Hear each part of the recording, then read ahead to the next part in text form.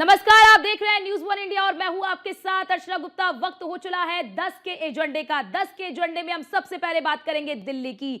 आज मोदी कैबिनेट की अहम बैठक होने वाली है।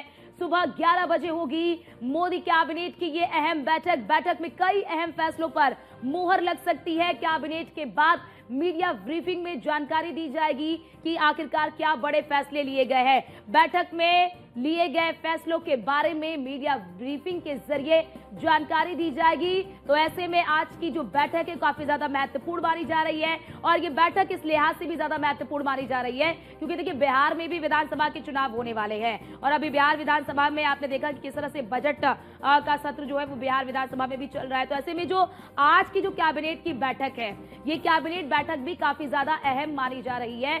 सुबह 11 बजे कैबिनेट बैठक होगी और इस कैबिनेट बैठक में कई बड़े फैसले लिए जा सकते हैं। इससे पहले जितनी भी कैबिनेट बैठक हुए आपने उसमें देखा कि किस तरह से महिलाओं के लिए, किसानों के लिए, इंफ्रास्ट्रक्चर के लिए बड़े फैसले लिए गए। और इससे पहले भी आपने देखा कि जब इससे पहले की कैबिनेट बैठक हुई थी तो किस तरह से 8वां वेतन आयोग लागू करने की बात की गई। 8वां वेतन आयोग को लेकर एक बड़ी घोषणा की गई थी। उसी के साथ ही साथ इंफ्रास्ट्रक्चर को कैसे मजबूत करना है, तमाम वर्गों को ध्यान में रखते हुए तमाम बड़े फैसले लिए गए। और आज की ये जो कैबिनेट बैठक होने वाली है ये कई मायनों में महत्वपूर्ण ये बैठक रहने वाली है और इस बैठक में कई महत्वपूर्ण फैसले लिए जा सकते हैं।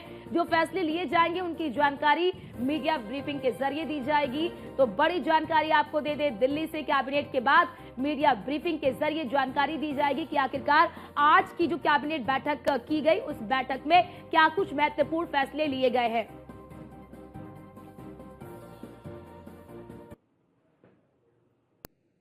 और हमारे साथ हमारे संवाददाता पीयूष तिवारी हमारे साथ लाइव जुड़ चुके हैं। पीयूष, आज की जो कैबिनेट बैठक होने वाली है, ये आज की कैबिनेट बैठक किन मायनों में महत्वपूर्ण मानी जाए?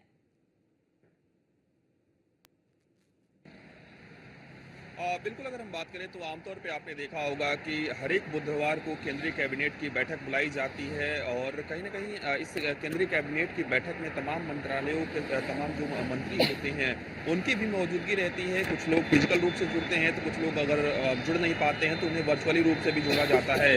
इसके साथ ही इस केंद्रीय कैबिनेट की बैठक में कई महत्वपूर्ण विषयों पर आज भी चर्चा होगी। चूंकि बजट सत्र के दूसरे चरण की जो शुरुआत है वो कहीं न कहीं होने जा रही है, इससे पहले ये केंद्रीय कैबिनेट की बैठक काफी अहम मानी जा रही है क्योंकि कयास लगाए जा रहे हैं कि इस केंद्रीय कैबिनेट की बैठक में केंद्रीय कर्मचारियों को भी राहत दी जा सकती है। इसके साथ ही किसानों के मुद्दे पर भी चूंकि लगातार जो कृषि मंत्रालय है वो लगातार काम कर चुका है और ऐसे में जिन जिन मंत्रालयों में जो काम अभी अधर में लटके हुए हैं उसको किस तरीके से पूरा किया जाए, इसको भी लेकर एक जो रूपरेखा तैयार की जाएगी। और न सिर्फ मंत्रालयों के कामकाज को लेकर रूपरेखा तैयार की जाएगी बल्कि कई जो महत्वपूर्ण फैसले हैं वो भी लिए जा सकते हैं। क्योंकि आमतौर पर एक प्रकार रही है कि जब भी केंद्रीय कैबिनेट की बैठक होती है तो बाकायदा इसकी जो मीडिया ब्रीफिंग है वो की जाती है और संभवतः आज भी करीब 3 बजे के आसपास जो मीडिया ब्रीफिंग है वो की जाएगी केंद्रीय मंत्री द्वारा और उनके द्वारा जानकारी दी जाएगी कि केंद्रीय कैबिनेट की बैठक में क्या कुछ फैसले लिए गए हैं। इसके साथ ही अगर कहें तो मोदी सरकार के एजेंडे में गांव, गरीब, किसान का जो हित है वो करना है और यही कारण है कि लगातार जब केंद्रीय कैबिनेट की बैठक होती है तो आमतौर पर आपने देखा होगा कि कई महत्वपूर्ण जब फैसले लिए जाते हैं जिसका जो सरोकार है वो जनता से जुड़ा हुआ होता है। इसके साथ ही अगर हम बात करें तो रेलवे सेक्टर को लेकर भी कई महत्वपूर्ण जो फैसले हैं वो कहीं न कहीं मोदी सरकार ले सकती है। किसानों के हित से जुड़े हुए फैसले भी मोदी सरकार ले सकती है। और हेल्थ की अगर हम बात करें तो पिछली बार भी आपने देखा कि लगातार स्वास्थ्य मंत्रालय की ओर से काम किए जा रहे हैं।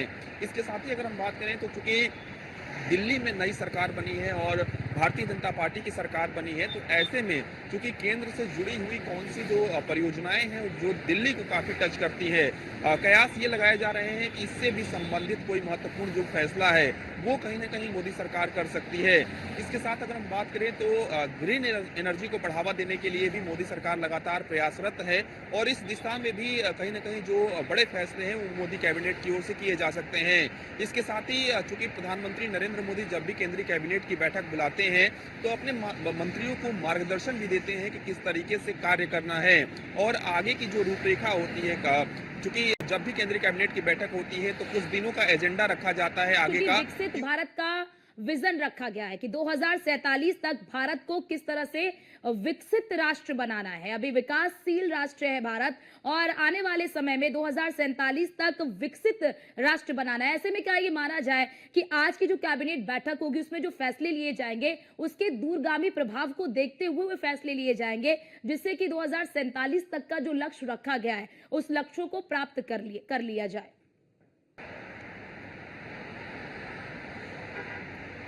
बिल्कुल अगर हम बात करें तो मोदी कैबिनेट की यही कोशिश रहती है कि जब भी केंद्रीय कैबिनेट की बैठक हो तो एक ऐसा फैसला जरूर लिया जाए जो विकसित भारत में अपना महत्वपूर्ण योगदान कहीं ना कहीं दे। और यही कारण है कि आपने देखा होगा कि पिछली कैबिनेट की भी जब बैठक हुई थी तो कई महत्वपूर्ण फैसले लिए गए थे। इसके साथ ही अगर हम बात करें तो मोदी सरकार लगातार ये कोशिश कर रही है कि जनता को किस तरीके से राहत दी जा सके और खासतौर पे महंगाई की अगर हम बात करें उसको किस तरीके से कंट्रोल किया जा सके, उसको किस तरीके से नियंत्रित किया जा सके। और ना सिर्फ महंगाई की बात करें बल्कि जिस तरीके से जनता से जो टैक्स लिया जाता है उसका किस तरीके से सदुपयोग हो सके और जो बेहतर चीजें हैं वो जनता को कैसे मिल सकते, चाहे वो रेलवे बिल्कुल सेक्टर पीयूष, और ये भी की माना जा सकता है कि होली से पहले जो केंद्रीय कर्मचारी उन्हें भी कुछ बड़ा तोहफा मिले, ये भी कयास लगाए जा सकते हैं। बहुत शुक्रिया आपका हमारे साथ जुड़ने के लिए और ये महत्वपूर्ण जानकारी हमारे दर्शकों तक साझा करने के लिए। तो देखिए, आज की कैबिनेट बैठक काफी ज्यादा अहम मानी जा रही है और कई वर्गों को इससे राहत भी मिलेगी। सबसे पहली चुनौती सरकार के सामने ये भी है कि जो लगातार महंगाई बढ़ रही है उस महंगाई से लोगों को निजात कैसे दिया जाए।